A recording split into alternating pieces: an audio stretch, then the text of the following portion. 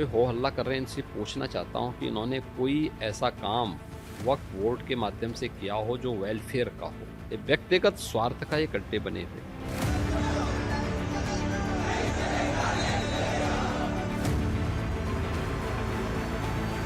Bill नहीं है बल्कि ये वक्फ बर्बाद बिल है। ये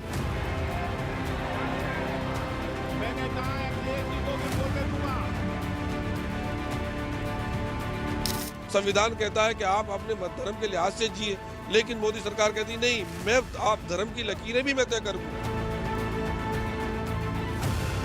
हजारों साल तक ये रिकॉर्ड रहेगा कि इतना अच्छा वक्फ अमेंडमेंट बिल जो ला रहे हैं, इसको किसने विरोध किया और किसने समर्थन किया, ये रिकॉर्ड में रहेगा।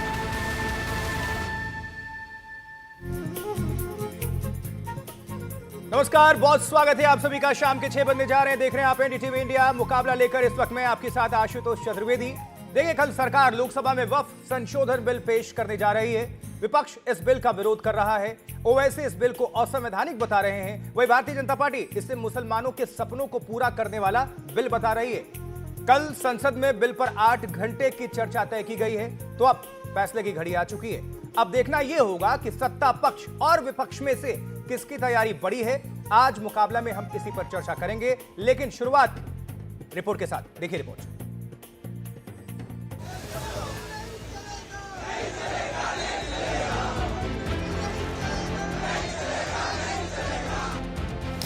मैं कहता हूं जो हो हल्ला कर रहे हैं इनसे पूछना चाहता हूं कि इन्होंने कोई ऐसा काम वक्फ बोर्ड के माध्यम से किया हो जो वेलफेयर का हो। छोड़िए सब समाज की बात, छोड़िए मुस्लिम समाज का ही कोई कल्याण किया हो उस property.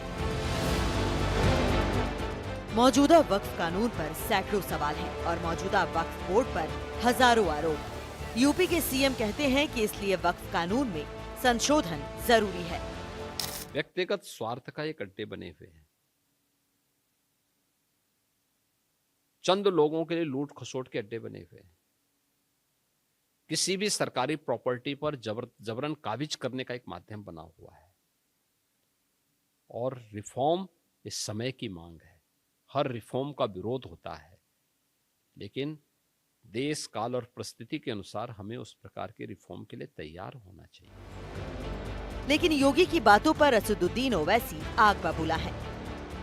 The property is declared as a waqf on the basis of the survey commissioner report. He is appointed by the state government. He is a senior one officer, senior more than the collector. After his report is given that this property is waqf, the chief secretary of that state issues a gazette notification. On that gazette notification, a property is called a waqf property. Now, is he saying that the gazette notification UP are all false? How can he say that?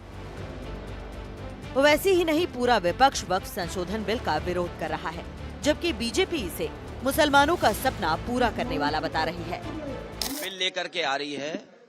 Bharatiya Janata party का इतिहास जिस तरह के फैसले लिए अगर हम देखें, उससे कहीं न कहीं जो परिणाम भारतीय जनता पार्टी चाहती थी वो नहीं आए। भारतीय जनता पार्टी का हर फैसला वोट के लिए, अपने लोगों को खुश करने के लिए। ये वक्फ बिल के खिलाफ समाजवादी पार्टी है, पहले भी थी, आगे भी रहेगी। जिस तरह के संशोधन भारतीय जनता पार्टी कर रही है, वो पूरा कंट्रोल अपने पास चाहते हैं। वक्फ के बारे में जहां तक है, मैं समझता हूं कि ये गरीब मुसलमानों के लिए एक स्वप्न को पूरा करने जैसा है। ये उनकी बदहाली की अवस्था को ठीक करने वाला है। ये वक्फ में व्याप्त जो भ्रष्टाचार है, जो रियल एस्टेट और बिल्डर्स का जो काकस है, उसके शिकंजे से मुक्त कराने वाला है। वक्फ पे हम लोगों का बहुत क्लियर स्टैंड है। जेपीसी जब बनी थी तो हमने अपने सारे ऑब्जेक्शन, संशोधन सब रख दिए थे, वहां उसे माना नहीं गया। अब पार्लियामेंट में आएगा तो हम वैसे ही विरोध करेंगे जैसा जेपीसी में किया था। जो विरोध कर रहे हैं वो मुसलमानों को ध्रुवीकरण के लिए, एकत्रीकरण के लिए, उद्वेलित करने के लिए इस प्रकार के बयान दे रहे हैं। इस बीच सरकार ने वक्फ संशोधन बिल को संसद में पेश करने की तैयारी कर ली है। कल दोपहर के 12 बजे बिल को लोकसभा में रखा जाएगा, फिर 8 घंटे की चर्चा होगी। 12 बजे से कल क्वेश्चन आवर के तुरंत बाद 2 अप्रैल को वक्फ अमेंडमेंट बिल को मैं टेबल करना चाहता हूं फॉर कंसिडरेशन एंड पासिंग, पारित होने के लिए।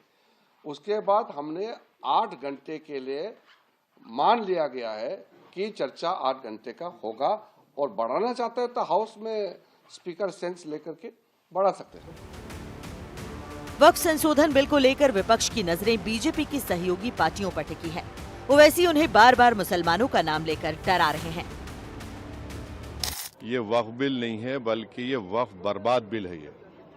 और अगर चंद्रबाबू नायडू, नीतीश कुमार, चिराग पासवान, जयंत चौधरी इसकी तायीद करेंगे तो वो अपने पॉलिटिकल रीजंस की वजह से या जो भी उनके है नैरो रीजन तायीद कर रहे हैं नरेंद्र मोदी सरकार की, ये बात साबित हो जाएगी कि वो मुसलमानों की मस्जिदों को, दरगाहों को, खानखाहों को, इवैक्यू वक्फ प्रॉपर्टीज को और लिमिटेशन एक्ट अप्लाई करेंगे तो एनक्रोचर्स को रिवॉर्ड करेगी। तो वो उसकी ये सपोर्ट कर रहे हैं।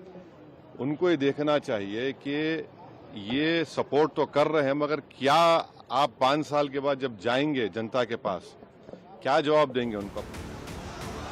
मुसलमानों का बड़ा तबका भी वक्फ बिल का विरोध कर रहा है, लेकिन कुछ मुसलमान ऐसे भी हैं जो वक्फ संशोधन बिल के समर्थन में खड़े हैं। डेमोक्रेसी में पक्ष विपक्ष, सहमति असहमति एक डेमोक्रेसी का पार्ट है, और कोई संवैधानिक तरीके से अगर प्रोटेस्ट भी करते हैं तो उनको अधिकार है, करें, कोई इश्यू नहीं।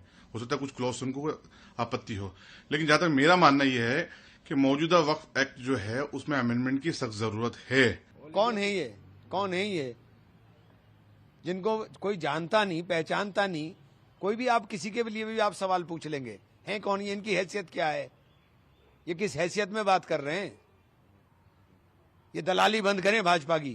सज्जादा नशीन, अजमेर दरगाह के सज्जादा नशीन आधिकारिक तौर पे होते हैं, कानूनी रूप से spiritual head of the shrine कहलाते हैं। मैं उनका जानशीन हूँ और मुझे ज़रूरत नहीं कि मैं आपको अपना इंट्रोडक्शन दूँ, लेकिन आप एक ऑनरेबल मेंबर हैं। आपके जब भी स्टेटमेंट दें तो मैं समझता हूँ कि आपकी ज़बान से अच्छे अल्फाज निकलने चाहिए। रेस्पेक्ट देते हैं तो रेस्पेक्ट मिलती है। मैं तो अल्लाह ताला से दुआ करूँ अभी भी कि अल्लाह ताला आपको हिदायत दे। अब सारी नजरें कल संसद पर टिकी होंगी, जब वक्फ संशोधन बिल पेश होगा और बीजेपी की सहयोगी पार्टियों का रुख साफ होगा। एनडीटीवी इंडिया की रिपोर्ट। सदस्यों को पर्याप्त समय पर्याप्त होता है। चलिए मुकाबला की चर्चा की हम करें शुरुआत। उसके पहले मुकाबला के आज सवाल, इस पर नजर डाल लेते हैं। सबसे पहला सवाल यह कि वक्फ कानून में संशोधन से विपक्ष का आखिर विरोध क्यों है? और दूसरा सवाल, क्या वक्फ बिल को लेकर मुसलमानों को भड़काया जा रहा है? तीसरा सवाल, वक्फ बिल को लेकर सरकार की दलील में कितना दम है? और चौथा सवाल यह कि वक्फ कानून बदला तो मुसलमानों को फायदा होगा? यह सवाल। अब चलिए अब हम चर्चा की शुरुआत करें। उसके पहले सभी मेहमानों से आपका परिचय करा देते हैं। आज के जो हमारे मेहमान हैं, विजय शर्मा जी, प्रवक्ता भारतीय जनता पार्टी से, बहुत स्वागत है विजय शर्मा जी। विजेंद्र सिंह, प्रवक्ता कांग्रेस, बहुत स्वागत है विजेंद्र सिंह जी। अनुराग भदौरिया, प्रवक्ता समाजवादी पार्टी, बहुत स्वागत है अनुराग जी। मलुक नागर, महासचिव आरएलडी से, बहुत स्वागत करते हैं। ज्योत्सना तिरुनागरी जी हैं, प्रवक्ता टीडीपी, आपका भी स्वागत। और थोड़ी देर के बाद सैयद नसरुद्दीन चिश्ती, उत्तराधिकारी सजादा नशीन, अजमेर दरगाह से जुड़ जाएंगे। अब हम चर्चा की शुरुआत करेंगे। अनुराग भदौरिया, आपके साथ। विपक्ष में सबसे पहले, वक्फ कानून में संशोधन से आखिर विपक्ष को परेशानी क्या है, विरोध क्यों? अनुराग जी। देखिए, इसके पहले भी वक्फ बोर्ड में जो वक्फ बोर्ड बिल है उसमें संशोधन होते रहे हैं। तो उनके जब इन्होंने बिल बनाया, बिल को पेश किया, जेपीसी में गया। क्यों गया जेपीसी में? क्योंकि हम उसमें संशोधन चाहते थे। हम चाहते थे कि जेपीसी होती किस लिए कि विपक्ष अपनी राय देता है कि इसमें कुछ संशोधन किया जाए। हमारी राय को माना नहीं गया, तो जेपीसी फिर क्यों बनाई थी? जब जेपीसी बनाई इसलिए थी ना कि जेपीसी बनाने का मतलब सरकार का भी यही था कि कहीं ना कहीं कुछ तो बात है, या उनके सहयोगी दल ने भी बोला, सब ने बोला, तो आपने जेपीसी बना दी। फिर जेपीसी बनाई, जेपीसी में हमने राय दी, हमारी राय को आपने माना ही नहीं, तो फिर जेपीसी का मतलब क्या हुआ? इसी तरह से आपने किसान बिल में भी किया था। किसान बिल कौन सी राय नहीं मानी? किसान बिल बाद में बात करेंगे, अभी इस वाली राय को मान लीजिए। अनुराग जी, इस पर अभी बात कर लेते हैं। बोल रहा हूँ, आ रहा हूँ। कौन सी राय नहीं मानी गई? नहीं, बिल्कुल, मेरी बात पूरी हो जाए तो मैं उस पर भी बोल रहा हूँ, उसी पे बता रहा हूँ। तो किसान बिल पे भी हम राय दे रहे थे, आपने हमारी राय नहीं मानी। बाद में किसान बिल पास हुआ, कितने किसानों के, फिर किसान धरने पे बैठे, किसानों की मौतें हुई, कौन है जिम्मेदार? फिर आपने किसान बिल वापस भी किया। इसी तरह से हमने आपको बोला, वक्फ बोर्ड का बिल, जो बिल आप लेके आए, आप एक्चुअल क्या करते हैं? अविश्वास पैदा कर रहे हैं। सवाल यह है कि कोई भी व्यक्ति जब अपनी जमीन को वक्फ करता है तो वो अल्लाह के नाम पे करता है। अल्लाह के नाम पे क्यों करता है? क्योंकि वो उसको जमीन को गिफ्ट देना चाहता है अल्लाह के नाम पे, जिससे कि उसमें गरीब बच्चों के समाज कल्याण की योजनाएं या मुस्लिम से संबंधित जो बच्चे हैं या समाज में जो लोग हैं उनके फायदे के लिए हो। तो आप क्या करना चाह रहे हो? उसका कंट्रोल उसमें गिफ्ट है, दान है, उसमें लेने की बात नहीं है, उसमें छीनने की, हड़पने की बात नहीं है। इस पर आएंगे ना, हम विस्तार से चर्चा करेंगे। हमारा सवाल ये था कि विरोध क्यों है, सीधी सी बात। नहीं, बता तो रहा हूं मैं आप। हाँ, वही तो कह रहा हूं ना कि हमने जो आपको कहा कि हमने आपसे सीधा सीधा बोला कि अल्लाह के नाम पे जब वो अपनी जमीन को दान दे रहा है वक्फ बोर्ड को, तो ये जिम्मेदारी होती है कि उसको वक्फ बोर्ड जो आजकल ज्यादातर वक्फ बोर्ड जो सुन्नी वक्फ बोर्ड है, अगर बात करें उत्तर प्रदेश की बात करें, तो 24 साल से एक ही आदमी बैठा हुआ है, 8 साल से तो इनकी सरकार है, तो इनकी सरकार की जिम्मेदारी होती थी ना उसको। इसके मतलब सरकार से सांठगांठ है। दूसरा, आप पावर किसको देना चाहते हो? कलेक्टर को। क्यों कलेक्टर को पावर देना चाहते हो भाई? कलेक्टर को सारी पावर क्यों देना चाहते हैं आप? इसके मतलब सत्ता का दुरुपयोग करना चाहते हैं आप, वो जमीन को हड़पना चाहते हैं आप कि वो जमीन वक्फ बोर्ड को देगा गरीब मुसलमान बच्चों के लिए, जिससे उनकी स्कूल चलें, कॉलेज चलें, और कलेक्टर माने उसको तय करेगा कि वक्फ बोर्ड की जमीन किधर जाएगी, नहीं जाएगी। मेरी जमीन है, ठीक है, मैं भगवान के नाम पे, अल्लाह के नाम पे देना चाहता हूं। ठीक है, अब जवाब ले लेते हैं। विजय शर्मा जी सुन रहे हैं, भारतीय जनता पार्टी के प्रवक्ता जी। ठीक है ना, सबको धीरे धीरे लेकर आते हैं ना, 2-2 मिनट में जल्दी से सबको लेकर आते हैं। अनुराग भदौरिया कह रहे हैं कि जमीन हड़पना चाहते हैं, तो क्या वक्फ बिल को लेकर मुसलमानों को भड़काया जा रहा है? हड़पने की बात कहां, दान की बात होती है, दान समझ में आता है, लेकिन हड़पना और छीनना कहां से आ गया? देखिए आशुतोष जी, अनुराग जी के मुंह से ना सच्चाई निकल ही गई। एक व्यक्ति है जो 24 साल से बैठे हुए हैं, इन्होंने खुद मान लिया वहां पे बैठे हुए हैं। दूसरा, इन्होंने बोला कि वहां हक मारे जाते हैं। तो भाई वही तो हम करने जा रहे हैं कि आप कोर्ट में चैलेंज कर सकते हो। अगर आपके साथ किसी तरह की कोई बेईमानी होती है, न्याय नहीं होता है, तो कोर्ट में जाइए ना। यही तो भारत का संविधान बोलता है। बाबा साहब का संविधान क्या कहता है? अगर किसी को न्याय कहीं नहीं मिलता है तो वो लोअर कोर्ट में जाए, सेशन कोर्ट में जाए, हाई कोर्ट में जाए, सुप्रीम कोर्ट में जाए। यही तो हम सब कुछ ला रहे हैं। और इससे पहले आप मुझे बताइए, 2013 में संशोधन हुआ था, क्या जेपीसी में गया था क्या? वो बताइए आप मुझे। 95 में हुआ, गया था क्या? आपने इतनी छाती पीटी थी क्या? अरे आज हम बात ठीक कर रहे हैं, एक आम मुसलमान को न्याय मिलेगा। आप मुझे बताइए, ये टीवी के ऊपर चल रहा है, एनडीटीवी के ऊपर, कि 200 करोड़ का रेवेन्यू है कुल और 9 लाख एकड़ के करीब जमीन है। तो आप मुझे बताइए कौन खा रहे हैं? ये नेक्सस तोड़ने की तो कोशिश है हमारी। आप हमारा साथ दीजिए। अगर आप अच्छे कोई संशोधन की बात करते हो, अगर अपने विचार रखते हो तो वेलकम। अगर हमारी सहयोगी पार्टियों ने अच्छे दिए तो हमने मान लिया ना। तो ये बात तो दिखाती है ना। और जेपीसी की मांग किसकी थी? आपकी थी। हमने जेपीसी में भेज दिया बिल। अभी भी हम चर्चा करा रहे हैं। 8 घंटे की चर्चा होगी क्या? थोड़ी होती है क्या 8 घंटे की चर्चा? और फिर किरण रिजिजू जी ने साफ बोला है कि अगर जरूरत होगी तो समय को बढ़ा भी दिया जाएगा। तो अनुराग जी, कभी तो नजर बट्टू का काम मत कीजिए, कभी तो इस देश को आगे बढ़ाने वाली बात कीजिए। ठीक है, जवाब ले लेंगे इकट्ठे अनुराग जी। अभी चर्चा में सबको हम सम्मिलित कर लेते हैं। मलुक नागर जी को भी लेकर आते हैं। नागर जी, अरे ठीक है ना, इकट्ठे दीजिएगा ना, अभी बहुत सारे प्रश्न हैं, 1 घंटे का प्रोग्राम है। अच्छा चलिए, ठीक है, 10 सेकंड आपके। एक लाइन में बात खत्म हो जाएगी। ठीक है, मैं कह रहा हूं इतने बड़े बिल पे चर्चा हो रही है और आप उसका टाइम देने को नहीं तैयार है। 8 घंटे देने को तैयार है, 12 घंटे हमने कहा 24 घंटे पे करवाइए ना। क्या तो ये भी कहा जा रहा है ना, जरूरत पड़ी तो चर्चा और विस्तार से करेंगे, घंटे और बढ़ाए जा सकते हैं, ऐसा नहीं, गलतफहमी मत फैला के। चर्चा करवाइए। सुनिए, किसी ने मना नहीं किया। आप सुनिए किरण रिजिजू जी, उन्होंने कहा झूठ बोल रहे हैं आप। सुनिए, आप कलेक्टर को पावर देना चाहते हो, आप जमीन हड़पना चाहते हो, कलेक्टर को पावर देके, और फिर कह रहे हैं कि हाई कोर्ट में जाएगा, सुप्रीम कोर्ट में जाएगा। जब कलेक्टर को पावर दे दोगे, सारी जमीन का पावर कलेक्टर के पास चला जाएगा, तो कलेक्टर जमीन को नहीं, आपके सुविधा के अनुसार उसको आप हड़पना चाहते हो, ये ठीक नहीं। चलिए ठीक है, देखिए आपके 10 सेकंड मांगे थे और 1 मिनट से ऊपर हो गया। अनुराग भाई, अरे अनुराग जी, 10 सेकंड आपने कहा था, 10 सेकंड के बाद 1 मिनट हो गया। ठीक है विजय जी, 1 सेकंड। मलुक नागर जी को भी एंटर कराते हैं। मलुक जी, स्टैंड क्या है आरएलडी का? जेपीसी में सजेशन माना ही नहीं विपक्ष का सजेशन माना। अरे भाई, मलुक नागर जी को भी बोलने दी जा। हमने आपको राय दी, आपने राय मानी नहीं। अनुराग भाई, थोड़ा चर्चा को आगे बढ़ाते हैं। मलुक नागर साहब, क्या स्टैंड है? नहीं पता, बोलेंगे क्या?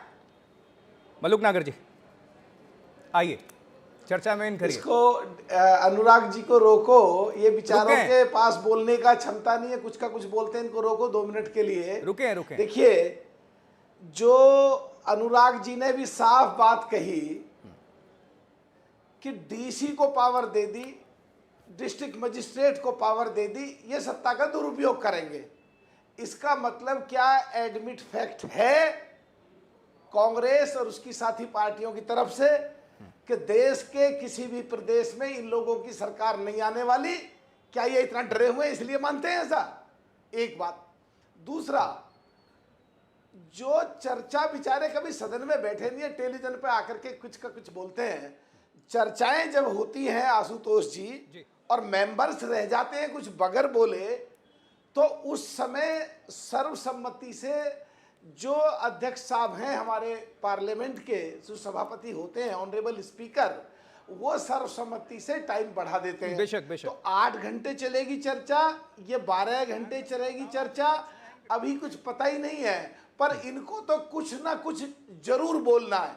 देखिए ये बिल देश के गरीब मुसलमान, आम मुसलमान के हित में है। जिस तरह किधर खड़ी है? अरे सुनो, हम पक्ष में हैं, हम पक्ष में भदौरिया। जिस तरह तुमने CAA और NRC को लेकर देश में आग लगवाई थी, वो NRC आज तक आया ही नहीं है। तुमने उस समय मुसलमानों को गुमराह करा, आम मुसलमानों में झगड़े कराए, जेल में बंद तो सगुफा छोड़ के क्यों समाज के अंदर में वोट बैंक के लिए ही नहीं था। वोट बैंक की राजनीति करने के लिए समाज के अंदर में सगुफा छोड़ते रहते हो। फिर क्यों नहीं, फिर क्यों बोलते हो आप ऐसी बातें? समाज में, समाज के अंदर आप धर्म के नाम पे राजनीति क्यों करना चाहते हो?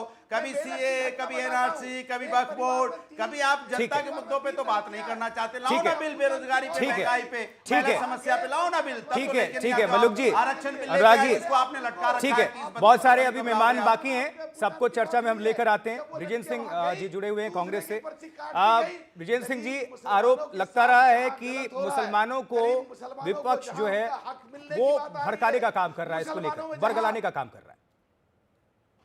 धन्यवाद आशुतोष जी। सबसे पहले तो मैं कहना चाहूँगा कि वक्फ बिल के पीछे जो विपक्ष का विरोध है, हम सही मायने में जो असली मुद्दे हैं उनसे शुरू में ही भटक गए और बड़ी टेक्निकलिटीज़ में चल गए कि बहस 8 घंटे की होगी या ज़्यादा की होगी, सर्वसम्मति से समय बढ़ाया जा सकता है, इत्यादि इत्यादि। बात यह है कि ये एक तरीका है, ये जो वक्फ अमेंडमेंट बिल 2024 का लाया है, जिसमें 44 संशोधन वक्फ एक्ट 1995 में प्रस्तावित किए गए हैं। बड़ा सीधा सा, इसकी एक सिंपल सी रीडिंग भी अगर कोई आदमी कर ले तो उसको समझ में आ जाएगा कि एक ऐसी संस्था जो वक्फ की जो प्रॉपर्टीज हैं, जो एंडाउमेंट्स हैं, जो कि जिस कानून अनुसार वो चलती हैं, उसके अंदर सीधा सीधा सिर्फ हस्तक्षेप नहीं, उनको काबू करने का यह प्रयास है। क्योंकि समय समय पर जरूरत के हिसाब से चेंजेस तो होते रहे हैं, ये पहली बार तो हो नहीं रहा है। मैं उसको बिल्कुल डिनाई नहीं कर रहा, और जहां तक करप्शन और मिसमैनेजमेंट का सवाल है, वो मुद्दे हैं जिनके ऊपर ध्यान दिया जाना चाहिए। लेकिन जो बात मैं कहना चाह रहा हूं वो ये है कि पूरी की पूरी इस पूरी संस्था को, पूरे इंस्टीट्यूशन को कैप्चर करने का यह प्रयास है। क्या आपने कभी सुना है किसी भी और रिलीजियस बॉडी जिनकी एंडाउमेंट्स हों, उसके अंदर उस धर्म से हटके कोई दूसरे धर्म के लोग उसमें बहुमत हासिल कर सकें? सर, आपने तो ये भी नहीं सुना है कि 9.4 लाख एकड़ जमीन किसी के पास हो, रेलवे के अलावा और रक्षा मंत्रालय के अलावा। भारत में वक्फ बोर्ड के पास सबसे ज्यादा जमीनें हैं, 3रे नंबर पर। तो हमने तो ये भी नहीं सुना था। आशुतोष जी, मुद्दा भटकाइए मत। नहीं, जो मैं अब फैक्ट बता रहा हूं तो आप कह रहे हैं भटका रहा हूं। नहीं, मेरी बात को आगे बढ़ाएं तो बात समझ में आए, आप उसको भटका रहे हैं। इसको भी ध्यान में रखना पड़ेगा ना। मैं जो कहने का प्रयास कर रहा हूं वो ये है कि इसमें यह प्रावधान किए गए हैं, चाहे बोर्ड हो चाहे वक्फ काउंसिल हो, सेंटर की जो काउंसिल होती है, दोनों के अंदर गैर मुसलमान का बहुमत हो सकता है। इस प्रकार का प्रावधान किया गया है। क्या यह प्रावधान किसी भी और धार्मिक संस्था के अंदर है? क्या SGPC में गैर सिख उसको कंट्रोल कर सकते हैं? क्या हिंदुओं के जो संस्थान हैं उनको गैर हिंदू कंट्रोल कर सकते हैं? क्या क्रिश्चियंस की जो संस्थाएं हैं उनको गैर क्रिश्चियन कंट्रोल कर सकती हैं? इस चर्चा को आगे बढ़ाएंगे। जल्दी से हम ज्योत्सना तिरुनागरी जी को भी लेकर आ जाते हैं, महिला हैं और सबसे आखिर में, ऐसे नहीं होना चाहिए, इंतजार कर रही हैं। ज्योत्सना जी, आप TDP से जुड़ी हुई हैं, तो TDP का सबसे पहले स्टैंड क्लियर कर दीजिए वक्फ संशोधन बिल को लेकर। TDP का स्टैंड हमेशा मुसलमानों के साथ रहे है, उसमें कोई डाउट ही नहीं है। पहली चीज, हमारी एक इकलौती पार्टी है, मैं समझती हूँ, जो हमेशा मुसलमानों के राइट्स के लिए मुसलमानों के साथ खड़े होकर काम करें। हम अपने इंसेप्शन से 82 से हम ऐसे ही थे। अच्छा ठीक है, ये सब चीज रखते हुए हमारी जो स्टैंड है बहुत क्लियर है। हमने जब जेपीसी में हमारे सांसद लाल श्री कृष्ण देवराय जी भी उसमें है जेपीसी में, और हमने पूरा का पूरा जितने भी डेलिब्रेशन हुए, जितने भी चर्चाएं हुई जेपीसी में, सब अटेंड किया, 1 मिनट भी नहीं मिस करा। उसके बाद हमने हर एक जो स्टेक होल्डर हमारे स्टेट से भी है, मतलब हमारे स्टेट के जो मुस्लिम ऑर्गेनाइजेशन हैं, सब उनके साथ एसोसिएशन थे, सबसे हमारी बात हुई और हमने उनका फीडबैक लिया और एक 3 मॉडिफिकेशन हमने सजेस्ट किया जेपीसी को। मतलब पूर्ण समर्थन है इस बिल को लेकर, आप सरकार के साथ खड़ी हैं एनडीए में, ठीक है। अब हम जरा अब स्क्रीन पर लेकर आएंगे सैयद नसरुद्दीन चिश्ती साहब का। बिल्कुल ज्योत्सना जी, हम इस डिबेट को आगे बढ़ाएंगे और सभी मेहमानों का रुख करेंगे, सबसे जवाब भी लेंगे। अब जरा सैयद नसरुद्दीन चिश्ती साहब जुड़ गए हैं, उत्तराधिकारी हैं सजादा नशीन अजमेर दरगाह। सैयद साहब बहुत स्वागत है एनडीटीवी इंडिया पर। सबसे पहले पक्ष बताइए, आपका स्टैंड क्या है? छोटा सा प्रश्न और पूरा जवाब आपके लिए। हाँ देखिए, मैंने तो खुल के कहा है कि वक्फ अमेंडमेंट बिल जो आया है उसका हम स्वागत करते हैं। ये काफी समय से एक लंबी डिमांड थी सबकी कि वक्फ में करप्शन बहुत है, वक्फ बोर्ड्स के अंदर बड़ा करप्शन है, प्रॉपर्टीज पे इंक्रोचमेंट है और सही यूटिलाइजेशन नहीं हो रहा है प्रॉपर्टीज का, तो इसके लिए अमेंडमेंट होना जरूरी। तो पहले तो ये है कि अमेंडमेंट जो आ रहा है उसका वेलकम करते हैं, करा भी है। लेकिन इशू ये है कि जो लोग देखिए, डेमोक्रेसी में हम लोग रहते हैं जी, पक्ष विपक्ष एक डेमोक्रेसी का पार्ट है, सहमति असहमति डेमोक्रेसी का पार्ट है, लेकिन लोगों को मिसलीड ना किया जाए, गुमराह ना किया जाए इस नाम से कि आपकी धार्मिक संपत्तियां छीन जाएंगी, आपकी प्रॉपर्टी चली जाएंगी, ये गलत है। तो मेरा मानना ये, being a responsible citizen of India under the constitution of India, हमें सरकार का वो पक्ष को यकीन करना चाहिए जो वो पार्लियामेंट में आधिकारिक तौर पे रखती है। हाँ। तो सरकार ने जो आधिकारिक तौर पे अपना पक्ष रखा है, चिश्ती जी मुझे जरा ये बताइए, दर्शकों को जो भी गुमराह करने की कोशिश हो रही है, जरा एकदम बिल्कुल स्पष्ट करिए कि इसके पीछे आखिर विरोध क्यों, विरोध की वजह में आपको क्या दम नजर आता है? ये जो बरकलाया जा रहा है, ये जो भड़काया जा रहा है, इसके पीछे क्या वजह है? सेल्फ इंटरेस्ट, मैं तो ये कहूंगा सेल्फ इंटरेस्ट से। देखिए, जो वक्फ के अंदर ज्यादातर आप देखेंगे पूरे हिंदुस्तान के अंदर हर स्टेट वक्फ बोर्ड ने आज की तारीख में एक अपनी रिपोर्ट बना के भेजी हुई है सेंट्रल वक्फ काउंसिल को कि वक्फ की प्रॉपर्टी पे ज्यादातर लोगों लैंड माफियाओं का कब्जा है। वक्फ की प्रॉपर्टी को कुछ जो रसूखदार लोग हैं उन्होंने कोड़ियों के दामों पे किराए पे लिया हुआ, रेंट पे लिया हुआ है गैर कानूनी तरीके से, जबकि उसके रेंट उसका लाखों में करोड़ों में होना चाहिए। तो जो लोग, कुछ तो पॉलिटिकल विरोध हो रहा है, देखिए डेमोक्रेसी पॉलिटिकल विरोध होता है, ये तो सबको देखना पड़ता है, लेकिन उसके अलावा कोई कुछ कर रहा है तो जाहिर सी बात उनका सेल्फ इंटरेस्ट होगा। मैं भी तो मुसलमान हूँ, मैं भी कलमा गो हूँ, मुझे भी अल्लाह के घर जाके हिसाब देना है, क्योंकि वक्फ का मामला है, किसी की बख्शिश नहीं होगी वक्फ का माल खाने वाले की। लेकिन हम इस पे ये तो गुमराह ना करें कि मुसलमानों रोड पे आ जाओ, ये कहना तो गलत है ना कि हम आपकी मस्जिद जा रही है। मैं चाहता हूं कि एक एक प्रश्न आपसे करूं और एक एक जवाब आप दें। सभी लोग सुन रहे हैं, सत्ता पक्ष, विपक्ष और जनता, और मुसलमान जिनको बोला गया है कि काफी प्रभावित हो जाएंगे। अब मुझे जरा ये समझाइए, वक्फ बोर्ड ने जितनी जमीनें ली हैं दान चंदा और सबके नाम पर, क्या उससे गरीब जो मुसलमान जनता है उनको फायदा पहुंचा है? देखिए, ये समझना बहुत जरूरी है। वक्फ का ऑब्जेक्ट होना, वक्फ का ऑब्जेक्ट यही होता है, रिलीजियस, चैरिटेबल एंड पायस। ये 3 मकसद होता है वक्फ करने का। वाकिफ जो डोनर जिसको कहते हैं, वो जो वक्फ प्रॉपर्टी करता है उसकी मंशा सिर्फ यही होती है कि मेरी संपत्ति का इस्तेमाल गरीब गुरबाओं के लिए किया जाएगा, उनके अपलिफ्टमेंट के लिए किया जाएगा, या यतीम खाने कायम हो, बेवाओं को दिया जाए। आज की तारीख में हिंदुस्तान में हमारे सामने तो ऐसा कहीं देखने में नहीं आया है कि कितने वक्फ बोर्ड हैं जिन्होंने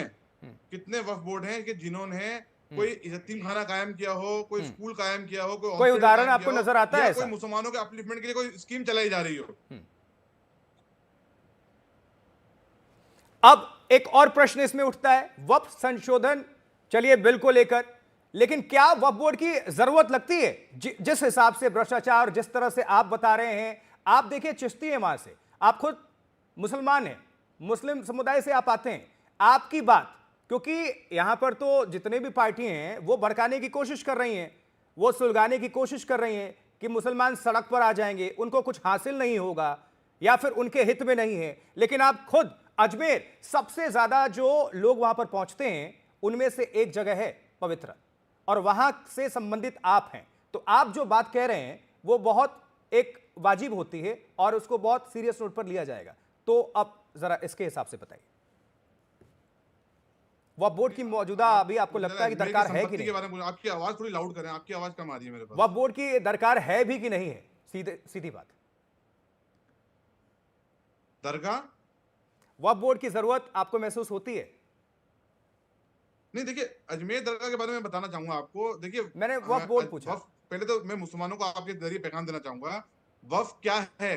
देखिए वक्फ एक शरई मसला है, बिल्कुल रिलीजियस मैटर है, लेकिन वक्फ की प्रॉपर्टी को मैनेज करने के लिए, उसको रेगुलेट करने के लिए बिफोर द कॉन्स्टिट्यूशन और आफ्टर द कॉन्स्टिट्यूशन एक कानून बनाया गया कि उसके तहत अपना जो आफ्टर कॉन्स्टिट्यूशन आया 1954 में आया पहला वक्फ एक्ट, उसके तहत उस वक्फ के एक्ट के तहत वक्फ बोर्ड बनाए गए। उसके बाद में अमेंडमेंट हुआ तो सेंट्रल वक्फ काउंसिल बना। और ये वक्फ बोर्ड क्या है? वक्फ बोर्ड तो डायरेक्ट इनडायरेक्ट तरीके से हुकूमत के कंट्रोल में ही रहा है। आज स्टेट के अंदर जिसकी हुकूमत होती है वही वक्फ बोर्ड के मेंबर अपॉइंट करता है, और वक्फ बोर्ड के जो मेंबर होते हैं वो पॉलिटिकल अपॉइंटमेंट होते हैं। ठीक है। अब ये मैंने कल एक बच्ची की स्पीच सुनी थी, वो कहीं स्पीच दे रही थी आवाम को कि साहब हुकूमत इससे कंट्रोल करना चाहती है। मैं आपको बताना चाहता हूँ अजमेर दरगाह का एग्जांपल। अजमेर दरगाह जो है वो एक्ट नंबर 36 1955 के तहत सेंट्रल गवर्नमेंट से गवर्न होती है, माइनॉरिटी मिनिस्ट्री के अंडर में आती है।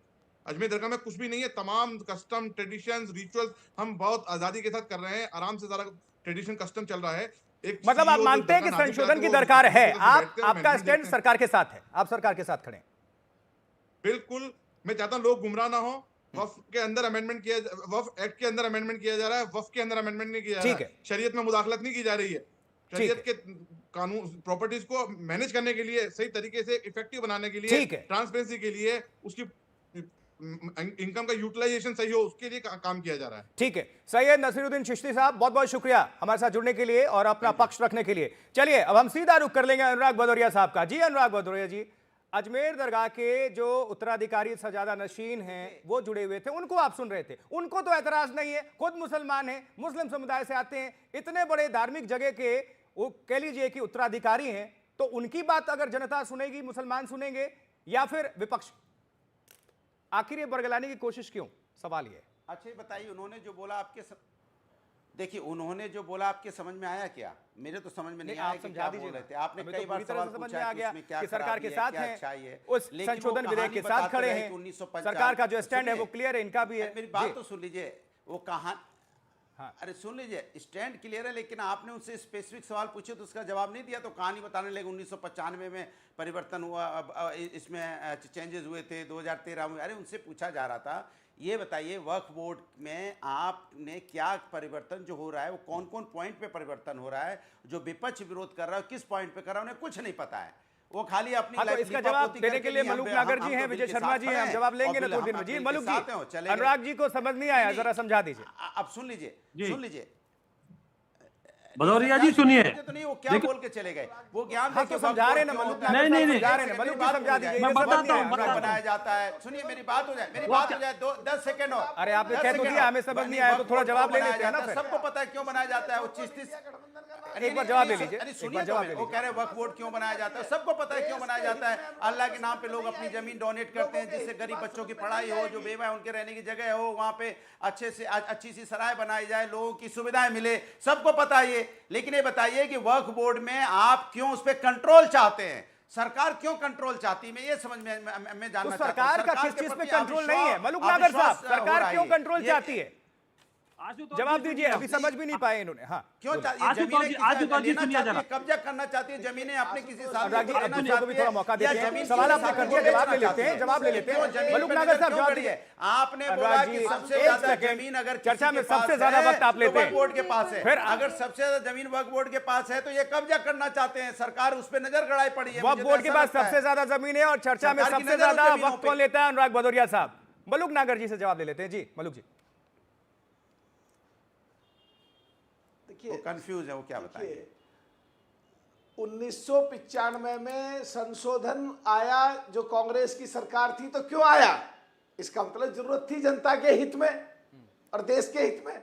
तो आज अगर मुसलमानों के, गरीब मुसलमानों के हित में जो कुछ चुनिंदा लोग प्रॉपर्टियों को कब्जा करके बैठे हैं, अगर कोई बिल आया है और ये खिलाफ बोलना ही बोलना है इन्होंने। जैसे CAA का बिल जब आया, एनआरसी साथ जोड़ दिया, पूरे देश में इन्होंने झगड़े कराए, पूरे देश में कांग्रेस लेकर के खड़ी हो गई था, कहाँ माने? बगैर बाद में किसान बिल वापस लेना पड़ा ना, जो किसानों की मौतें हुई। इन्होंने गुमराह दर्द नहीं होता होगा आपको जो किसानों की मौतें हुई थी गलत बिल होने से। वही मैं आज कह रहा हूँ, जैसे किसान बिल में आपने किसान की राय नहीं मानी, आज आपने यहाँ विपक्ष की राय नहीं मानी, जो मुसलमान नुमाइंदे थे उनकी राय नहीं मानी, तो आप तानाशाही चलाना चाहते हैं समाज के अंदर में कि तानाशाही से होगा? लोकतंत्र में तानाशाही नहीं चलती है, आपको विपक्ष की भी राय माननी पड़ती है। विपक्ष तो भले के लिए कर रहा है, मुस्लिम समुदाय के भले के लिए कर रहा है, लेकिन आप नहीं कर रहे हो। आप भले के लिए नहीं कर रहे हो, आप राजनीति के लिए कर रहे हो, आप वोट बैंक के लिए कर रहे हो, आप तुष्टीकरण की राजनीति कर रहे हो, आप तुष्टीकरण की राजनीति करना चाहते हो समाज के अंदर में, आप नफरत की राजनीति करना चाहते हो समाज के अंदर में। ये मेरा ऑब्जेक्शन है आपसे। बात आएगी तो तुमसे पहले खड़े हैं। आप सिर्फ संविधान का सम्मान करते हो, 140 सांसदों को पार्लियामेंट से निलंबित नहीं करते, बिल पास नहीं कर देते, तो आप सांसदों का सम्मान करते। याद है पिछले सेशन में, पिछले लोकसभा में आपने 140 149 सांसदों को निलंबित करके कानून यहाँ पे कानून बनाने की आपने मनसा पाली हुई है। आप कम से कम लोकसभा का सम्मान कीजिए, यहाँ संविधान का सम्मान कीजिए, और जो गरीब मुस्लिम है जिसके लिए हम लोग लड़ रहे हैं समुदाय के लिए, उनका सम्मान कीजिए। आप उनमें हिंदू समाज के लोग घुसा देना चाहते हैं, क्यों घुसाना चाहते हैं भाई? मुस्लिम समाज उनका अपना धर्म है, उनकी अपनी आस्था है, उसमें हमारा क्या काम है? क्यों घुसा रहे आप हिंदू समुदाय के लोगों को उसके अंदर में? क्यों आप बनाना चाहते हो उसके अंदर में? इसके मतलब आपकी नियत ये है जमीन कब्जा करने के बदले में थोड़ा पानी पिया जाए। आप जनता थोड़ा पानी पिया जाए। चलिए ज्योत्सना जी कुछ कहना चाह रहे हैं, थोड़ा डाइवर्ट करते हैं, थोड़ा आगे बढ़ाते हैं, डिटेल हो रहा है। पूरे देश का समय आप हिंदू मुस्लिम में काट देते हो, लेकिन किसान। ज्योत्सना जी आपको आवाज थोड़ी लाउड रखनी होगी। जी ज्योत्सना जी, मुझे एक बार मौका दीजिए। अभी तो आवाज आ रही है? बिल्कुल एकदम स्पष्ट। आवाज ना दबाए। अच्छा, अभी अनुराग जी इतना बोल रहे हैं भाई साहब हमारे, मुझे दो चीज उन पे एक डाउट है, मतलब एक प्रश्न है मुझे उनको, कि पिछले मेरे ख्याल से इतने साल हो गया वक्फ बोर्ड जो है वो उसको क्यों इन लोगों ने, मतलब जब कांग्रेस की सरकार थी या कोई और सरकार थी फॉर दैट मैटर, कभी भी उसको स्ट्रांग करने की कोशिश नहीं किया गया था, तो उस पे क्यों आपत्ति नहीं थी इन लोगों की? और दूसरी चीज, काफी सारी ऐसे लैंड्स हैं, वक्फ की जो लैंड्स हैं उसको एनक्रोच किया जा रहा था पिछले इतने सालों से कांग्रेस सरकार के टाइम पे, तो क्यों नहीं बोले हमारे भाई साहब तब? पिछले 5 साल में हमारे आंध्र प्रदेश में ही करीब 31,000 एकड़ की वक्फ की लैंड जो है वो कब्जे में चली गई, एनक्रोच किया गया। मेरे भाई साहब ने कभी भी कुछ भी किसी हालत में भी एक बार भी अपना मुंह नहीं खोला इस बारे में। मेरा ये प्रश्न है कि शायद एसपी भी जेपीसी में रहेगा, था शायद, अगर था तो उन्होंने कुछ मॉडिफिकेशंस बोले होंगे, दिए होंगे, हाँ या ना? दिए तो शायद वेट तो करें कि उन्होंने एक्सेप्ट किए कि नहीं किए। और दूसरी चीज है सर, भाई साहब मुझे बोलने दीजिए, भाई साहब मुझे बोलने दीजिए, ठीक है अपनी बात। आपके तो 3 हो गए, इसलिए आप बोल भी पा रही हैं। आपके 3 हो गए, आपने तो धमका दिया था अगर हमारे नहीं मानोगे तो मैं आपके खिलाफ चली जाऊंगी, आप आपकी पार्टी खिलाफ चली जाएगी। आपके 3 मान दिए तो आज आप कह रही हैं अरे हमने अगर मान गए तो हमने धमकाया, आपने 3 सेशन दिए थे ना, आपने 3 अमेंडमेंट माने, नहीं बिल्कुल आपने 3 अमेंडमेंट मांगे, आपके 3 अमेंडमेंट मिल गए तो आप तो खुश हैं। लेकिन आप सोचिए जहाँ 44 अमेंडमेंट मांग की गई हो वहाँ एक भी अमेंडमेंट नहीं दिया गया हो तो दिक्कत तो होगी ना हमें। मुसलमानों के साथ नहीं थे आप, अरे आप तो हमारे साथ ही, मुझे पता है किसी वजह से आप हो सकते हैं सरकार के साथ हैं, लेकिन टीडीपी हमारे साथ रहेगी और है, मुझे पूरा विश्वास है। भाई साहब आप मुझे बोलने का मौका तो दो, बोलने का मौका तो दो। अरे बहन जी आप तो मेरे साथ ही है, मुझे पता है। अरे टीडीपी हमारे साथ है, मुझे पूरी तरह विश्वास है, वो समाजवादी के साथ है, मजबूती से है। अभी किसी वजह से कुछ समय के लिए आप हैं वहाँ पे, हाँ ठीक है, आप थोड़ा ठीक है, आप दोनों का हो गया। आप जरा हम कांग्रेस पर चलते हैं, आप कांग्रेस पर चलते हैं, आप कांग्रेस पर चलते हैं, बहुत देर हो गई। ब्रिजेंद्र सिंह जी इंतजार कर रहे हैं। जी ज्योत्सना जी फौरन आपका रुख करते हैं। आपका जो अच्छा कंप्लीट करिए आशुतोष जी, मैं ये बोल रही थी कर लीजिए, अगर हमने जो बोला वो लिए गए, वो मॉडिफिकेशन एक्सेप्ट किए, तो ये बोल रहे हैं थ्रेटन किया, डराया धमकाया हमने, और इनका नहीं लिया तो वो किसकी गलती है? इन्होंने ठीक से नहीं प्रेजेंट किया होगा इन्होंने ठीक से डेलिब्रेशंस नहीं अटेंड किए होंगे, वो उनकी गलती है। उनकी गलती को हमारे ऊपर क्यों ये कर रहे हैं वो? दूसरी चीज, पहले से भी मैं बोल रही हूँ, अभी भी बोलूंगी, हमारी जो पार्टी है हमेशा मुसलमानों के साथ थी। हमारी जो पार्टी है हमेशा हर एक कम्युनिटी के साथ थी, आज भी रह रहे और कल भी रहेंगे। और अनुराग भाई साहब से एक मेरी विनती है कि भाई साहब आप ऐसा ना समझो, थोड़ा अपना होमवर्क करके चले जाओ। चलिए ठीक है, में जा रहे हो, ठीक है, आप व्यक्तिगत नहीं जाएंगे।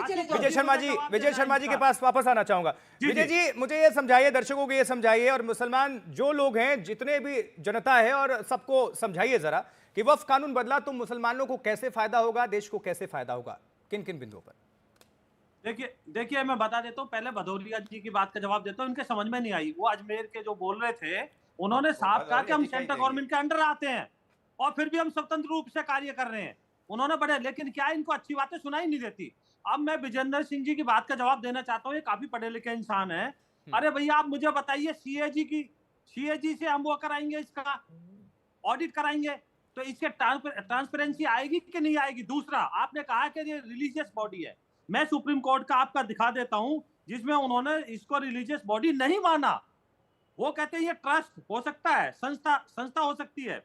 ये देखिए, तो आप यहाँ टीवी पे बैठकर गलत बातें ना करें। अब मैं तीसरी बात कहता हूं, अरे भदौरिया जी, कुछ समझ के बीच में बोलने से कुछ नहीं होता। आप अच्छे लाइए कोई सुझाव तो हम मानेंगे। हम तो एक आम मुसलमान, गरीब मुसलमान के भले के लिए कार्य कर रहे हैं। आप मुझे बताइए, एक गरीब मुसलमान यहाँ किस तरह से 200 करोड़ में 9 लाख एकड़ जमीन दे रखी है, औने पौने में कब्जे कर रखे हैं। आप तो जमीन कब्जा की बात कर रहे हो। अरे आपके खड़गे साहब के ऊपर भी आरोप है कि उन्होंने वक्फ की प्रॉपर्टी पे कब्जा कर रखा है। कर्नाटक में कई हजार एकड़ जमीन है ऐसी, तो इसलिए आपको मिर्ची लगना स्वाभाविक है।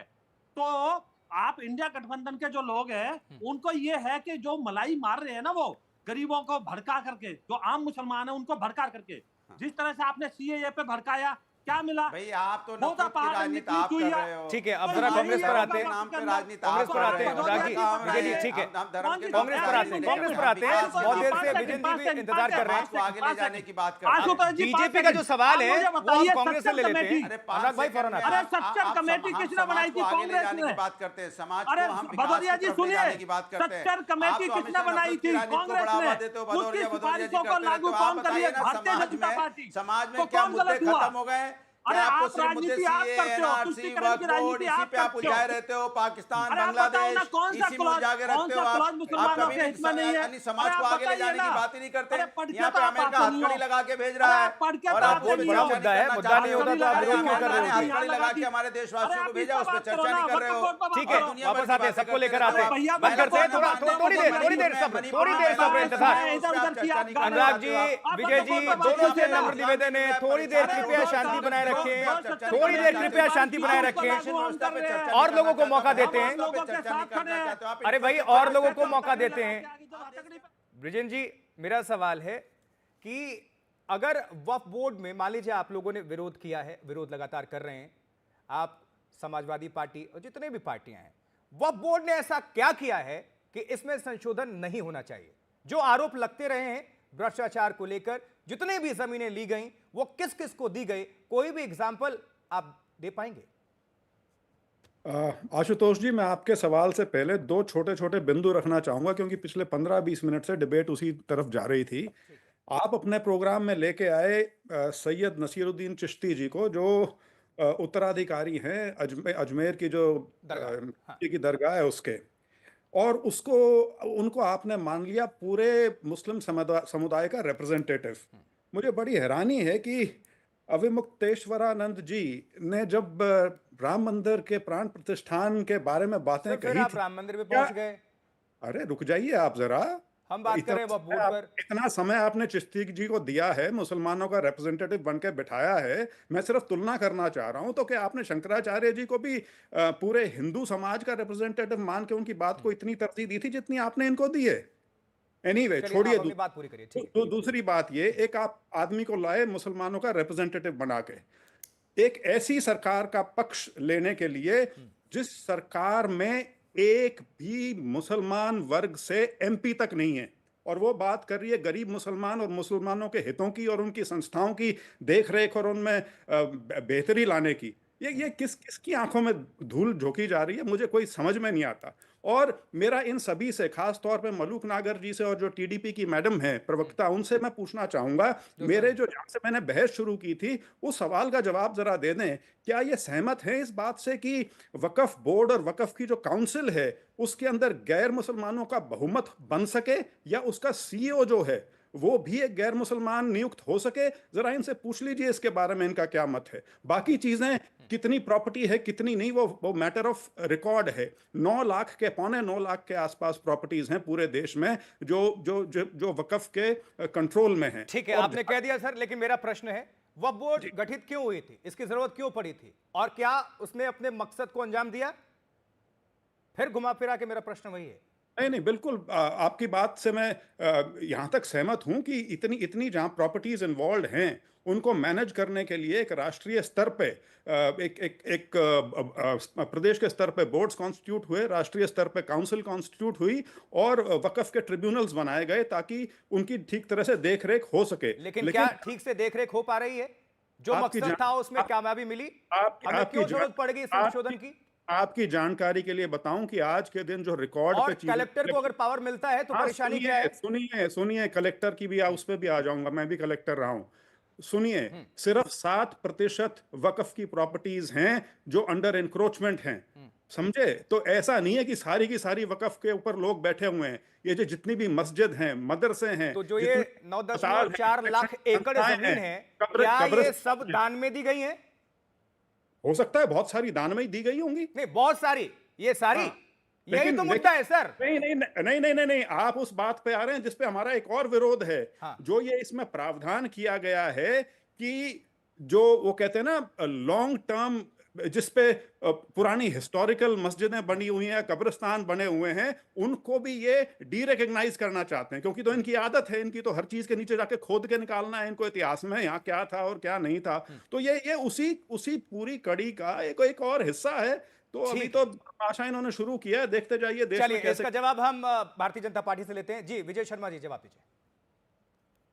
जी मुझे बताइए, आप इससे पहले भारतीय जनता पार्टी के एमपी भी रहे हो, और आपको मैं याद दिला दूं, आप मुझे बताइए, आप फिर हिंदू मुस्लिम पे आ गए। तो ये तुष्टीकरण की राजनीति जो है ये कांग्रेस करती है, शुरू से करती आई है। आपने एमपी में भी ढूंढने शुरू कर दिया कितने हिंदू कितने मुस्लिम। भारतीय जनता पार्टी हिंदू मुस्लिम नहीं करती। भारतीय जनता पार्टी जो करती है वो सबका साथ, सबका विकास, सबका विश्वास। हम इसमें विश्वास करते हैं। आपकी तरह हम हिंदू मुस्लिम का नहीं करते। जब तो 2013 में अमेंडमेंट आई थी। आप मुझे बताइए, आपके घर पे आज वक्फ बोर्ड दावा कर दे, आप कहां जाओगे? आप कोर्ट नहीं जा सकते हो। कैसी बात कर सकते हो? अगर सीएजी ऑडिट करे तो उससे क्या होगा? ट्रांसपेरेंसी आएगी नहीं आएगी? आप तो पढ़े लिखे हो। चलो भदौरिया जी की बात को मैं छोड़ देता हूं, बताइए क्या गलत है इसमें? अगर उसके अंदर कोर्ट देखता है, आप बताइए, डीसी है, डिप्टी कमिश्नर कौन बनाता है? सेंट्रल गवर्नमेंट के अंदर आता है। आज भी कौन नियुक्त करता है? आज भी स्टेट गवर्नमेंट का उसके अंदर स्टेक होता है। आपको नहीं पता स्टेट ऑफिसर कौन होता है इसके अंदर? वक्फ बोर्ड के अंदर कौन डिप्यूट करता है? तो आप मान जाइए, आप सिर्फ एक पार्टी का पक्ष रखने के लिए गलत बात मत कीजिए। बात वो रखिए जो तथ्य के आधार पे हो। सारी आप कुतर्क बातें कर रहे हो। जरा ये बताइए, आप मुझे बताइए, ये बताइए, सुनिए, कांग्रेस के राज में सच्चर कमेटी की रिपोर्ट आई थी, अब उसको हम लागू करने जा रहे हैं, उसकी सारी सिफारिशों को मानने जा रहे हैं। क्या गलत कर रहे हैं? अरे ये तो आपकी पार्टी की वो थी, सच्चर कमेटी की रिपोर्ट की जो सारी बातें थी। तो आप बताइए ना, कौन सा क्लॉज है जिसको हम ठीक करें, जिससे गलत होगा? अरे आम मुसलमान को एक हक मिलेगा। अकबर डंपी कौन है? कांग्रेस के नेता संजय गांधी के दोस्त। खड़गे साहब कौन है? आपके अध्यक्ष। उनके ऊपर आरोप है। तो आप प्रॉपर्टी के ऊपर ऐसे ही, संसद भवन के ऊपर ऐसे कर दिया, लाइए जी ये हमारी वक्फ की संपत्ति है, और वो आदमी कोर्ट भी नहीं जा सकता। बाबा साहब की आत्मा के ऊपर अगर सबसे बड़ी चोट पहुंचाई है तो 2013 का जो अमेंडमेंट आया उसने फैलाई है।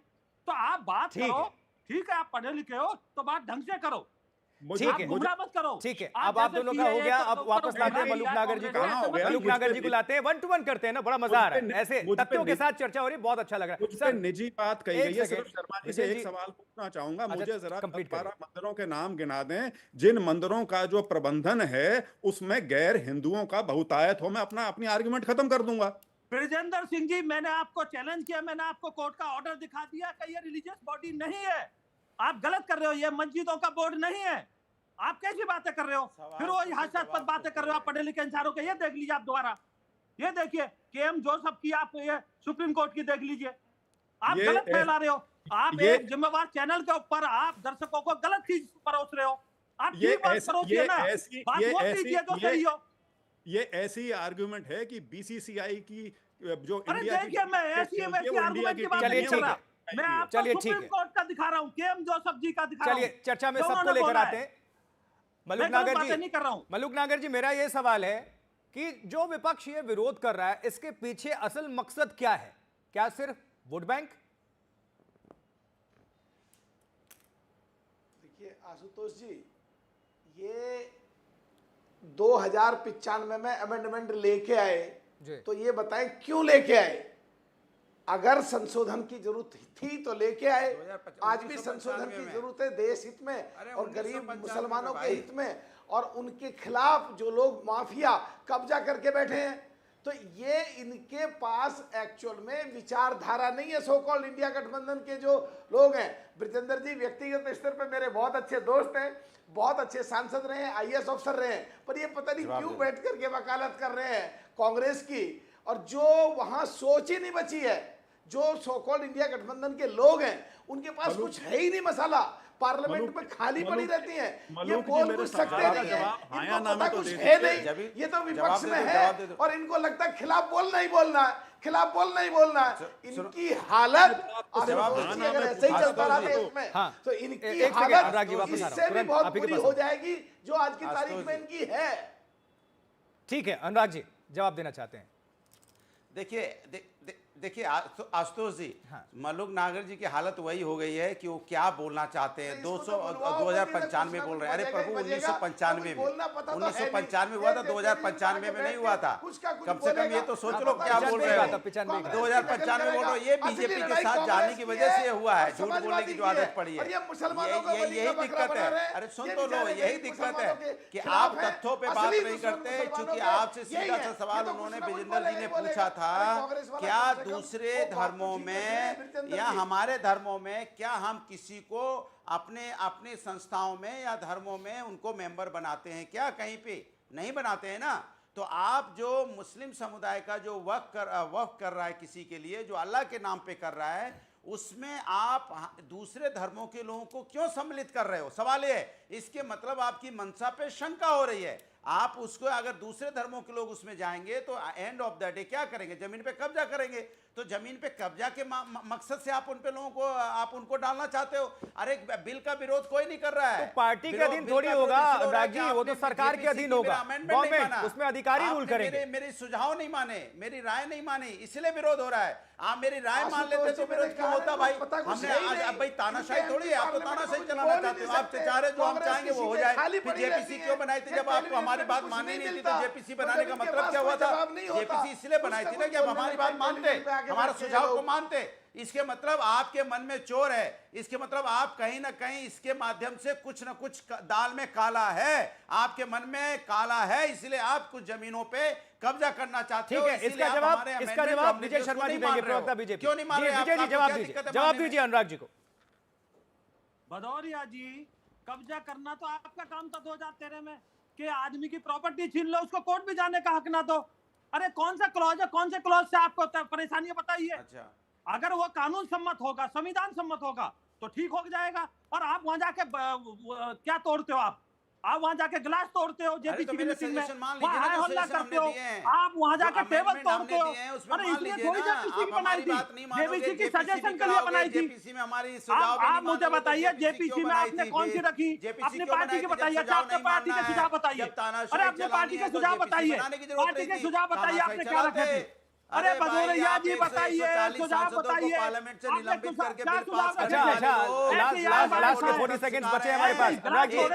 अच्छा, सबसे एक छोटा प्रश्न करने का, लास्ट के 40 सेकंड है भाई। अरे अनुराग भाई, लास्ट के 40 सेकंड, संविधान का अनुराग भदौरिया, लास्ट के 40 सेकंड। लोकसभा में कल लोकसभा में बहस है, जो आप फॉर्मूला अपनाते हो बंद करो। ठीक है, कल लोकसभा में बहस है। अब क्या लगता है, वहां से तो पास हो ही जाएगा क्योंकि सब कुछ नंबर से होता है। राज्यसभा में अटकेगा क्या अनुराग भदौरिया, हाँ या ना? देखिए सवाल यह है, इस बिल का पुरजोर विरोध होगा। भदौरिया, ये चाप भारतीय हो जाओ, जनता शाबाश। पार्टी ठीक है। वोट के लिए तुष्टिकरण जल्दी के जल्दी लिए थोड़ा सा इस तरह यस का बिल यस नो लेके लेता आती हूं। है, विजय जी समाज जल्दी के से अंदर में नफरत पास हो फैलाने जाएगा को मामला, बढ़ावा देने के या लिए लटकेगा और लोकसभा वोट राज्यसभा। बैंक के लिए बिल्कुल इस तरह का बिल बिल्कुल लेके आ रही पास है। होगा, ये देश हित में है, कानून के हित ठीक में, है। बाबा साहब का ठीक है। सपना था। मलूक नागर जी, हाँ या ना, पास होगा या फेल?